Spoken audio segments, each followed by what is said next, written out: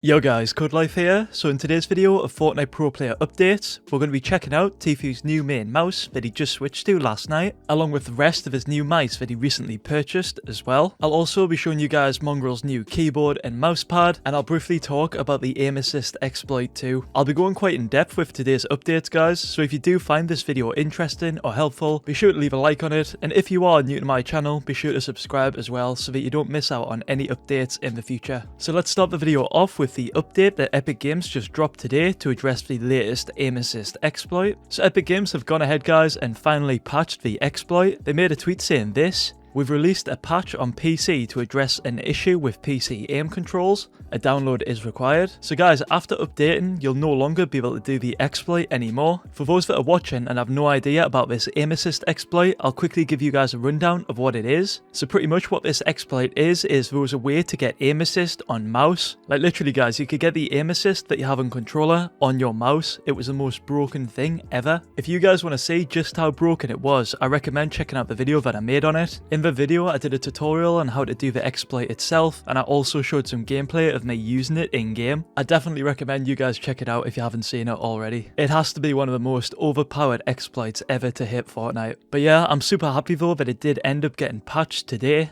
I wish they did patch it a bit sooner though, as I heard that there were players abusing this exploit in the cash cup, and doing that is just so bad in my opinion. Like, I'll admit that I did abuse it in a solo game, but it was just a solo game. It doesn't really mean anything. I would never dream of even using it in a competitive setting, especially not something like a cash cup where there's actually players competing for real life money. But yeah, that's just something that I heard guys. I'm not sure if anyone abusing the exploit actually won money, but if they did, really they should get punished for it. But at the end of the day, it is an exploit and it was in the game, so it's really Epic Games' fault. They did patch it though, so we're all good now. But let me know guys what you think of that situation. Do you guys think that if there were any players that abused the exploit in the cash cup to actually win prize pool money, do you guys think they should be punished for that or not? Let me know in the comments below. But yeah guys, now that that's all patched up, we'll now move on to our pro player updates for the day. Starting off with Mongraal's new keyboard first, then we'll take a look at his new mousepad after that. So for Mongraal's new keyboard, he didn't actually get another keyboard guys. I made the mistake of thinking that his keyboard was the Razer Black Widow Chroma V2, but that wasn't the case, so apologies for that huge mistake guys. Mongraal's new keyboard was in fact another keyboard from Razer, which was the Razer Huntsman Tournament Edition, that's in the size 10 key less and comes with the linear optical switches attached to it. I think the reason for why Mongraal purchased this particular Razer keyboard is because of the new switches the keyboard has attached to it, the Razer linear optical switches. These switches are apparently 30% faster than any keyboard switch on the market right now, according to Razer. This is due to them having a very low actuation point and actuation force. For those that don't know what these terms mean, I'll quickly explain them for you. The actuation point is the distance the switch needs to be pressed for it to register as an input. The distance is measured from the top of the keycap, and the actuation force is how hard you have to press the key for it to be recognized as an input. The Razer linear optical switches that are in Mongraal's new keyboard have an actuation point of 1.0 millimeters and an actuation force of 40 grams. These stats are actually really impressive if we do compare them to other fast switches out there. Like for example, if we take a look at the stats of Mongraal's old keyboard switches, you guys will see how much faster these Razer switches are than them. So Mongraal's old keyboard was the Matrix Elite Series keyboard, and this featured the Cherry MX Speed switches. These switches have an actuation point of 1.2 millimeters and an actuation force of 45 grams. Don't get me wrong guys, those stats are incredibly quick, but compared to Razer's new switches, those are 0.2 millimeters less in terms of the actuation point and 5 grams less in terms of the actuation force, which with those difference in stats really does make them a lot more quicker than the Cherry MX Silver switches, and I'm pretty sure that that's the main reason why Mongraal made the switch to this new keyboard. Obviously with every input he makes, say it's editing, his movement, all those key presses need to be as fast as possible. So for Mongraal to switch to a new keyboard that features the fastest switches on the market right now, it's pretty much a no-brainer. It's a really smart switch in my opinion. This new keyboard makes me edit slow.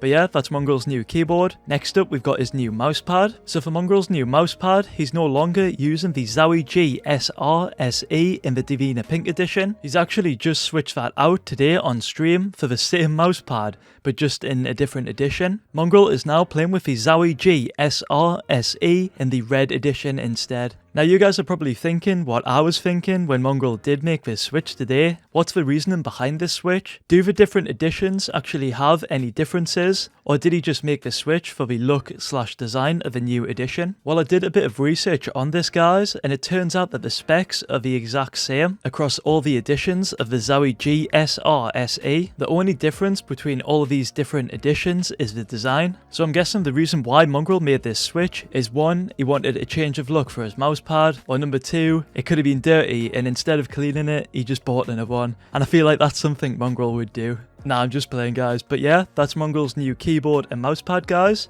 Let's now move on to Tfue's new main mouse, and while we're checking out that mouse, I'll also show you guys the other mice that he tried out on stream yesterday. So during Tfue's live stream last night, he had a bunch of different mice that he was testing out on stream. He had like 5 different mice lined up on his desk, which I'll show a picture of that on screen right now. Tfue was literally switching back and forth between all of these mice. Like every 3 to 4 games, he'd switch out all the mice, trying each and every one of them out to try and get a feel for which of the 5 mice he liked the most. It was near the end of the stream where Tfue ended up liking one of the 5 mice. The mouse that he ended up liking the most, I think, is going to be his main mouse moving forward. But before I show you guys which mouse he chose to be his favourite main mouse going forward, I'll quickly share a bit of information about all of these mice, as honestly all of them are amazing in their own ways, and I definitely think some of you guys out there are curious to know about these mice. So in no particular order, we'll start off with the far right one. This mouse is the Finalmouse Ultralight 2. The mouse itself only weighs 48 grams, and the size of it is 11.6 centimeters length, 5.3 centimeters width, and 3.57 centimeters height. Overall, it's a super lightweight, small sized mouse.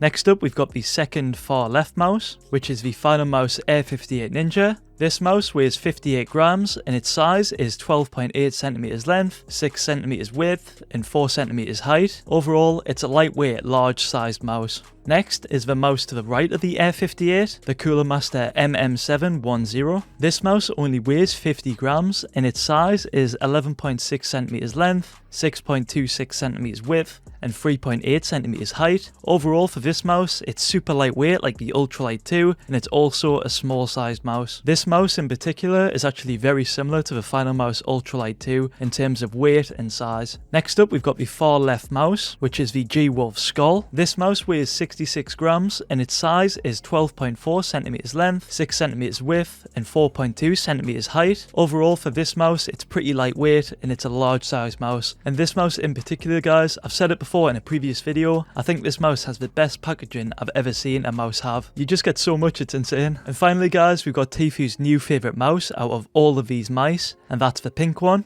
This mouse is called the Xtrafy M4. It weighs 67 grams and its size is 12 centimeters length and 3.9 centimeters height. Overall, this one is a pretty lightweight, large sized mouse. But yeah, that's Tfue's new main mouse, guys. I think the reason for why Tfue took a liking to this mouse is because it seems to fit his hand size and grip style perfectly out of all of them. Like from what I've seen on stream, it fit him so perfectly, just like the Finalmouse Air 58 Ninja did. So I definitely think that we'll be seeing him play with this mouse and the Air 58 Ninja going forward. And another thing to mention is the colour. The pink as well is something that I think Tfue likes a lot. We've seen this in previous keyboards he's had. He definitely likes his vibrant colours. But yeah, guys, that's Tfue's new mouse and actually all the updates I've got for today. If you guys did enjoy this video or found it helpful at all, be sure to drop a like on it, guys. And if you do want to take that extra step in supporting me, you can do this by using Codelife in the Fortnite item shop. It helps me out massively, guys, when you do purchase skins with my code. If any of you guys have done this in the past, I want to just say a massive thank you to you. But yeah, guys, I hope to see you all in the next video.